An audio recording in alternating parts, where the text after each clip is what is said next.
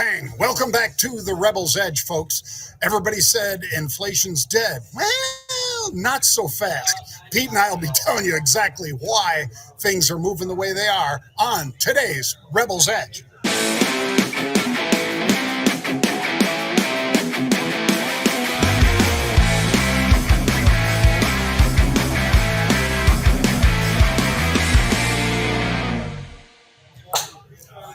All right. We're ready to go. Yeah, Matthew McConaughey. That's Matthew McConaughey over there, folks, also known as my brother Pete.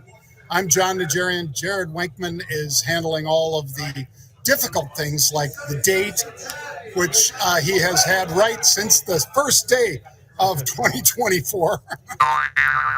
That first day may have been a little iffy, Jared. He's absolutely right. Yeah, it might have been too much eggnog. Yeah. But as you guys know, we love having you here. We got a lot to talk about today. The market's moving around like crazy, and we're lucky enough to be here at the Chicago, or CBOE Global Markets, they call it now, Pete. Yeah. When you and I traded here, it was Chicago Board Option Exchange. Now it's CBOE Global Markets. So thank you to all the folks at CBOE for making this happen. That is a real pit behind us. That's not a green screen. And it's cool when all of a sudden it heats up. Yeah. So, Pete, let's dive right into the macro minute, shall we? Let's do it. Pretty easy today. It's all Bitcoin ETF. And when you look at the Bitcoin ETF and you see that there it is, Bitcoin right there on the screens, we traded up like a rocket, of course, on the approval. And then tragedy struck. As Rosanna Dana might say, Pete. It might not be tragedy, but it certainly might have been overextended. And you have some comments on some of those miners, I guess. Yeah, the miners, John, how fast they flipped. And by the way, yeah, macro minute, I'm right there with you. It's got to be Bitcoin. Why wouldn't it be? Gary Gensler's out there. How interesting is this? You want to talk about not getting a really good, favorable sort of sound to what he thinks? Here's what he said, John. He goes, "This does not approve or endorse crypto, but we're approving the listing process." That is a guy who does not like Bitcoin, but he's finally succumbed to the whole thing. But anyway, in that whole world, I will tell you this, John, it was really interesting. I was in Marathon, and luckily, because you and I talk about this type of thing all the time, being disciplined, I put out some options that were there, and I put them out to sell them because it looked like they were going to spike, which they did. Stock got all the way up to $29 today.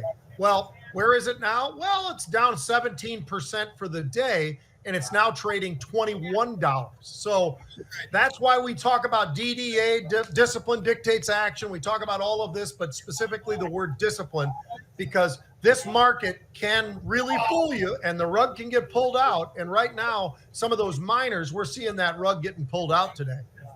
Yeah. And you know what they always say, Pete, buy rumor, sell news. I mean, there's a reason that's one of those Wall Street adages, folks, that plays out time and time again. And if you want to say, well, I'm not going to consider that, well, then you're basically going against history, and you're going against what drives markets, supply and demand.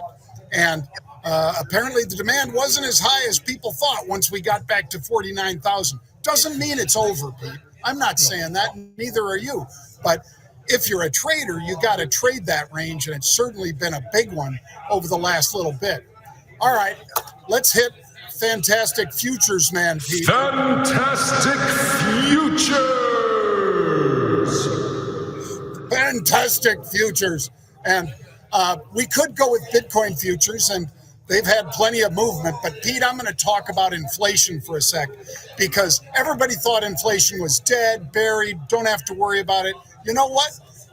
Prices are up 3.4% over the prior year. The shelter index is up over 6%. That's what it costs if you're renting.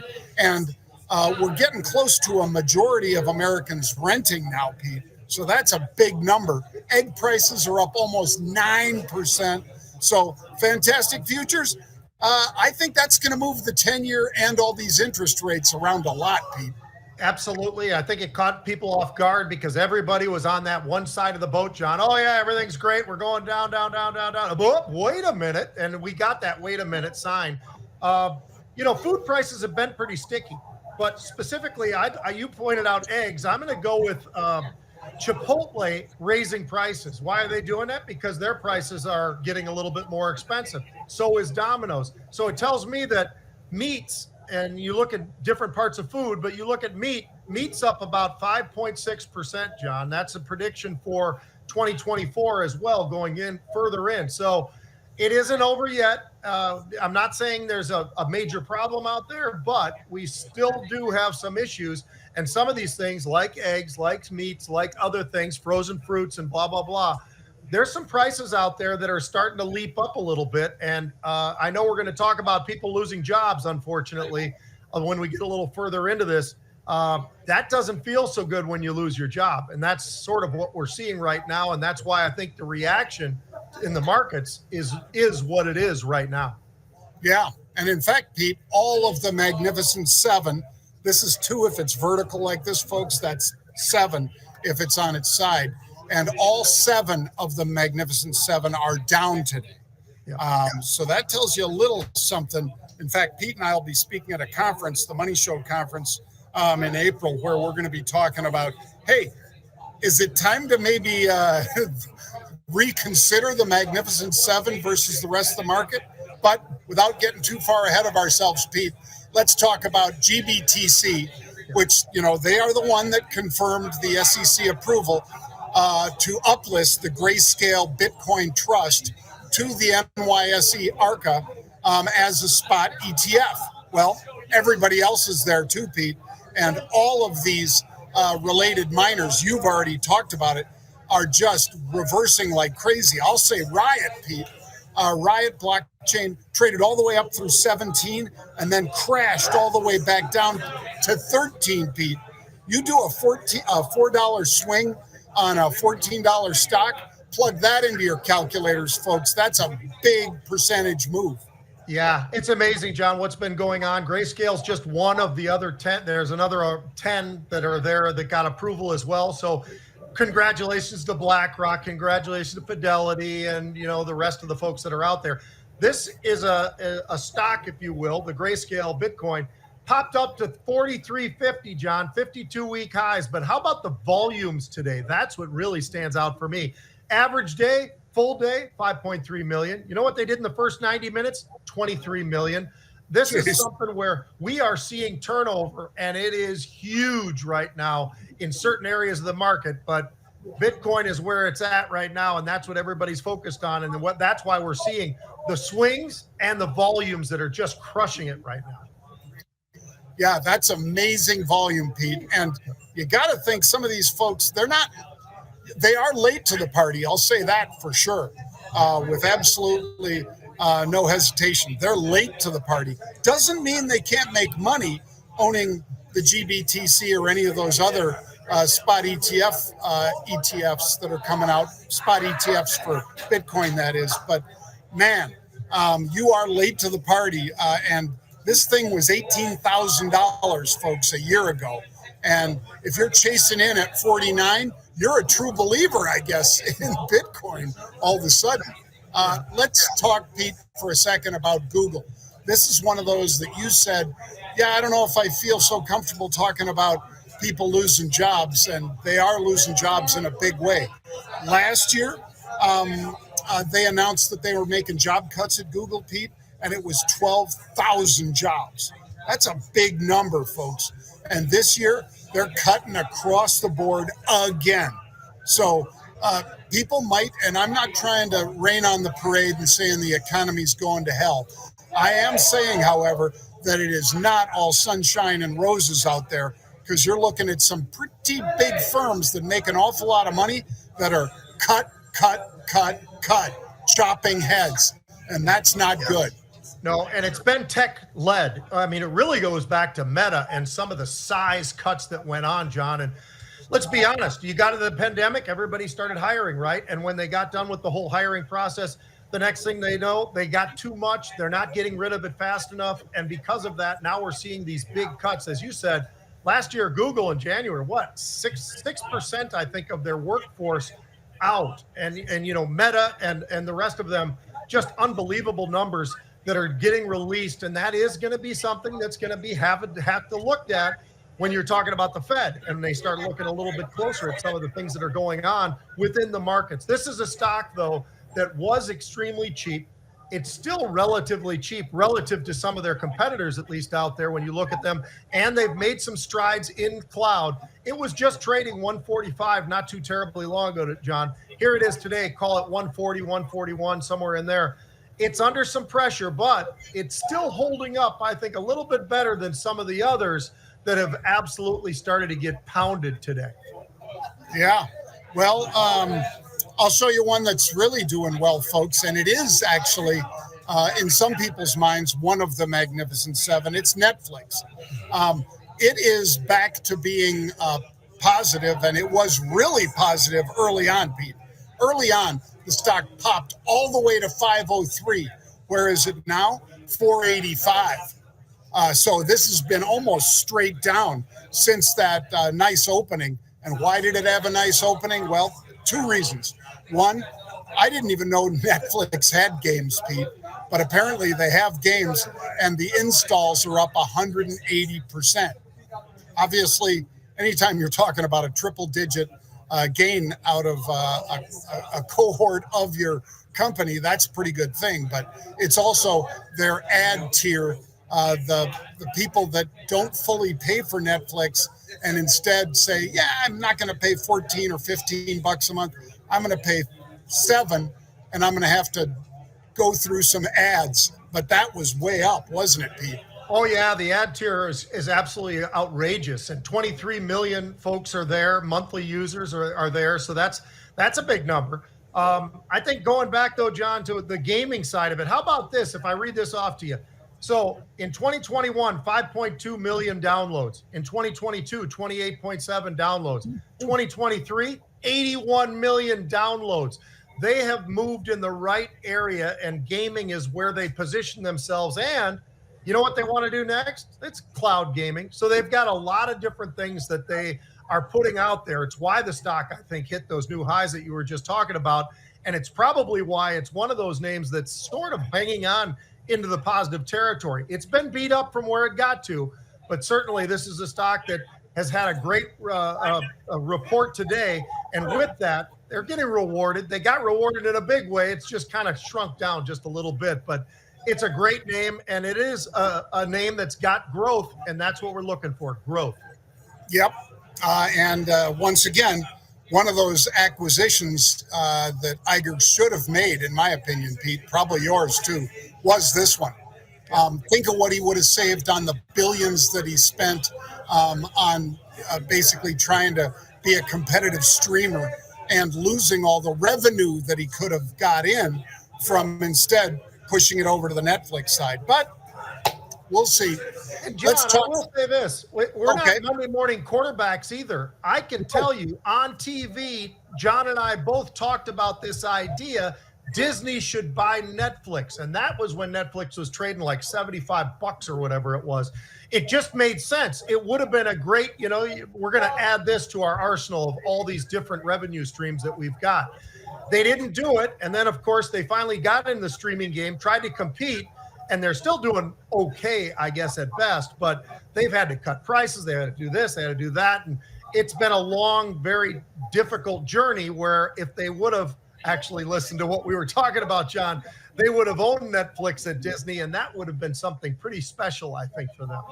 Yeah. And folks, one thing when Pete and I talk about revenue and so forth, and losses as well as, of course, gains, we're looking at things like, okay, Disney, when they have ancillary revenue streams, meaning you have a movie like Avengers and it's in theaters and it makes $1 billion, or it gets $1 million in rev. It didn't make $1 billion, but it got $1 billion in revenue.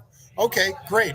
Now you push it over to a streaming platform like Netflix prior to Disney Plus, and you get additional hundreds of millions of dollars potentially depending how many years we're looking at that property as a streamer. Well, when you just put it onto your own platform, you're not getting that revenue, and you have actually lost revenue on this, not just revenue, you've lost money on the side of, well, we didn't get, it costs us a lot of money to build up to, 10 million, 20 million, 30 million subscribers, and we had to give it away with Verizon and all the rest. So this is one of those issues that I think it's a self-inflicted wound, I'd say, Pete. All right, well, now let's talk Hertz. Hertz, they made a big bet on EVs, Pete. They made a huge bet with Tesla. But you know what? 1/3 of their EV fleet, gone. They're going to sell 20,000 of their Teslas. Why?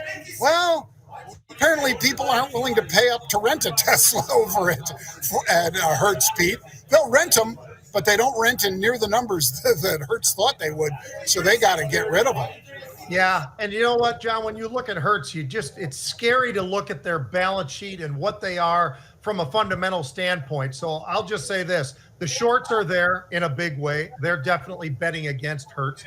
And then when you look at the actual debt that they've got, John, when I looked at it, I had to look twice, $18 billion in debt that they've got, and they've got a cash burn of $2.56 billion. So they've got to get some stuff figured out for sure over at Hertz. And, there's a good reason why today it's sitting at 52-week lows, because it makes sense. When you look at the balance sheet, you look at what they're having to do, the mistakes that they made in terms of the EV, maybe they just jumped too early to be in that world. But all of that is starting to add up. And I'll tell you what, Hertz could be one of these companies where at some point we might just say, what? These guys went out? Because there is a problem there right now. Yeah, well, Pete, you just nailed it. They're a $2.8 billion company with $18 billion in debt. A lot of you guys watching this show think that that's a good investment. I mean, and this is not like a startup. This is not like, oh, we're betting on the future like with Amazon in 1999. No, this is pretty much a known commodity. And I think one of the reasons, Pete, is the system that you and I use, the app that we use, Turo, is probably eating their lunch, eating Hertz's lunch, because you can rent somebody's car for less money. It's insured, and the guy delivers it right to you at the airport. In many cases, you decide how you want it, but they deliver it right to you versus you waiting in a line at a Hertz counter with some guy that, doesn't really seem like he wants to work there very much in a lot of cases. And that's Hertz, that's Avis, that's Budget, that's National, that's all of them, folks. So Turo, Turo, check that one out. Yeah. All right. Pete, one of our favorite parts of the show where we get to take a look at some funny reels. And this one, I think, is right there. Yahoo Sports puts this out every week. Who had the best outfit for week 17 or week 18 or whatever? Take a look and you guys tell us. You can send it to @Pete Najarian or @Jon Najarian or @Market Rebels. Tell us who had the best outfit. Let's take a look, starting with Kyler Murray. There's Dak. That's not bad. How about, Look at that.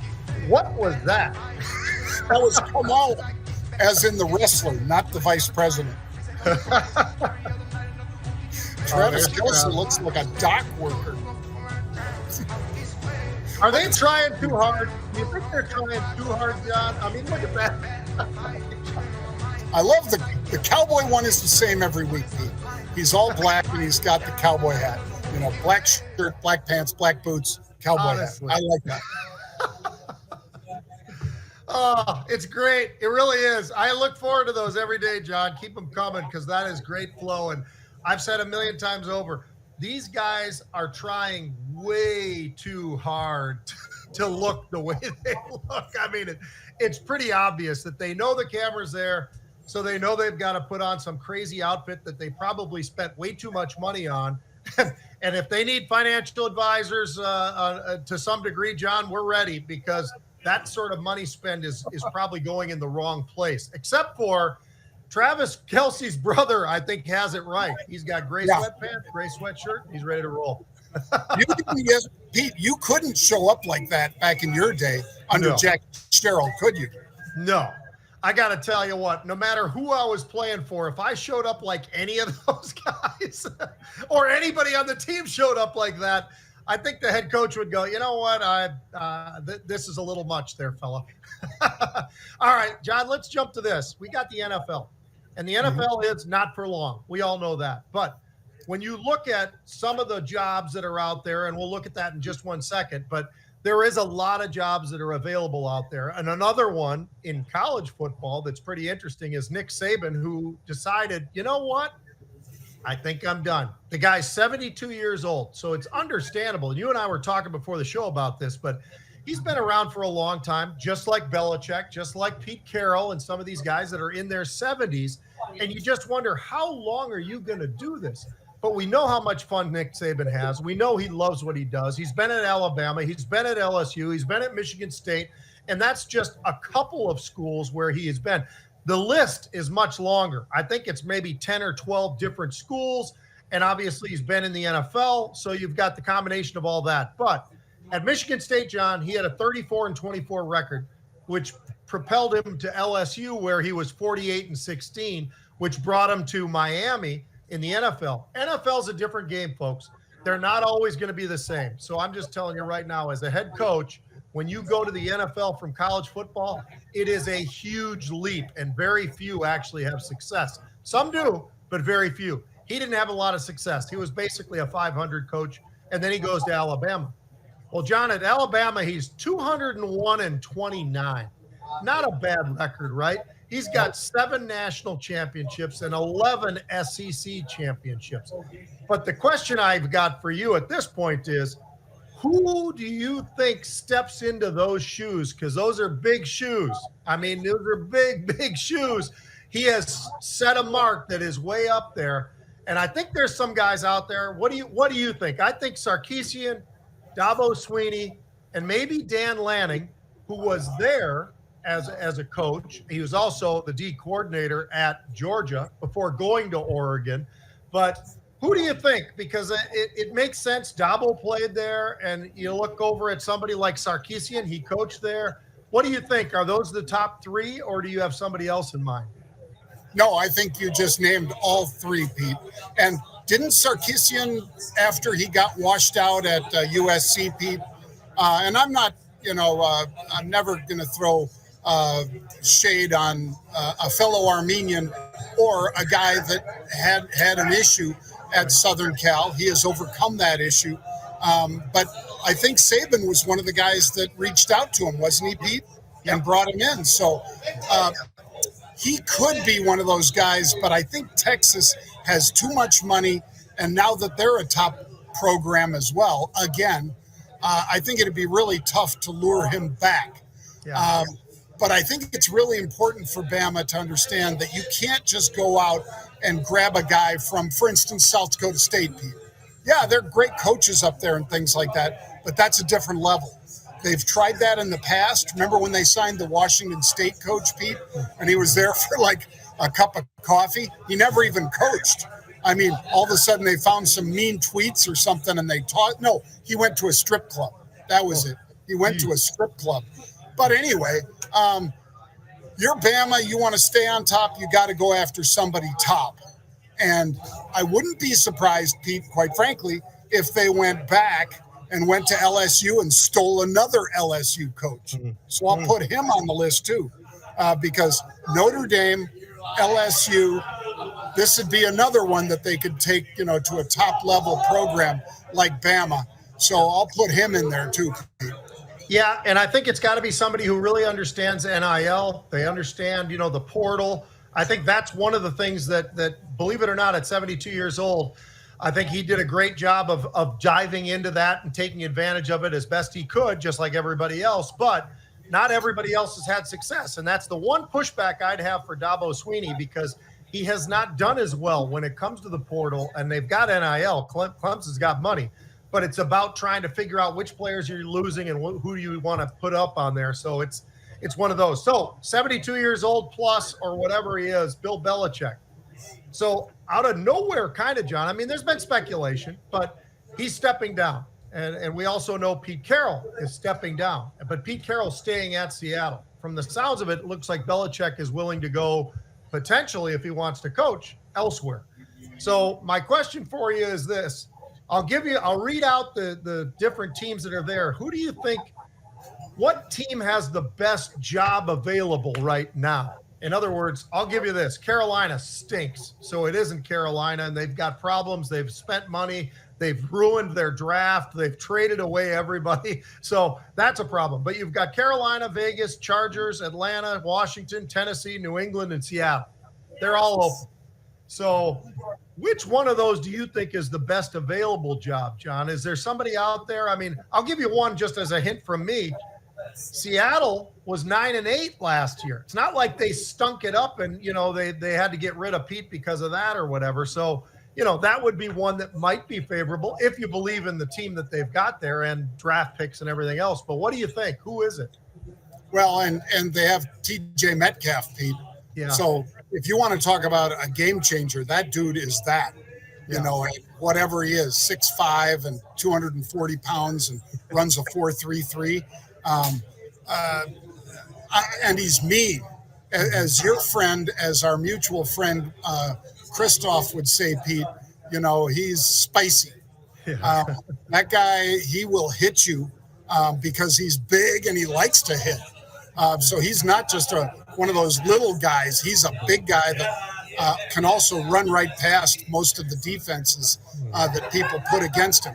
And if Geno hit him more often in stride, that guy would have 25 touchdowns in a season. But I'd say San Diego, Pete. I would think that Washington might not be too bad, even though the team did not do well this year. And they got rid of a couple great players like Young, who went to San Francisco. That was a theft when San Francisco got him. But and the Bears got Sweet. But I think Washington might not be so bad because that's a guy with a lot of money, and he seems like he's willing to spend it a lot more than who was the last big signing other than a stupid coach that washed out immediately. Who was the last big signing Washington had under Snyder? Yeah. I'm still waiting to hear. Yeah. Silence is what you're going to hear. Here's what I got. I kind of like the Las Vegas Raiders, and here's why. They finally have played defense. They have a defense that actually stepped up. They never were there in the last few years. It was the defense was part of the problem. Now the defense has stepped up and played a lot better. I don't know what the quarterback situation looks like there, but I think that would be a great one. Obviously, I think Seattle, and you and I both agree on that one with DJ Metcalf and all the rest of it. And they have some great players on defense as well there, but their defense just wasn't really ready yet. Their linebackers are too small, so I would suggest that if they ask me, but they're not asking me. But I think the Chargers are one that I look at them and I'm like, they're not that far away from a Super Bowl team. And I look at Herbert and I think that he's one of the better quarterbacks in all of football. So I think under the right circumstances, if you got an offensive coach who really understands him and puts him in the right spot, I think that one might be a pretty good one to get, not just in the playoffs, but maybe get all the way through at some point in time. Tough competition out there, though, so that makes it difficult. But, well, it's a lot of fun, John. It's fun to speculate about that kind of thing. And I think there's a lot going on with these retirements and some of the older coaches, and we're going to start seeing more and more of these younger coaches coming in. Should be a lot of fun, both in college and the NFL. I'm looking forward to it, Pete. Well, folks, as always, we appreciate you joining us. We'd encourage you to check out our Twitter handles at Pete Najarian, Najarian, and mine is just my name, Jon. My dad had an H. I don't. And I'd say also, make sure you go on over to itsnotanoption.com. You see the commercials running on TV. They're on virtually every financial channel right now, and they're selling like crazy. But when I say selling, if you go to the website, you get it free. You can claim that book for free if you go to itsnotanoption.com. Or you can go to Amazon and buy it, and you'll pay $40.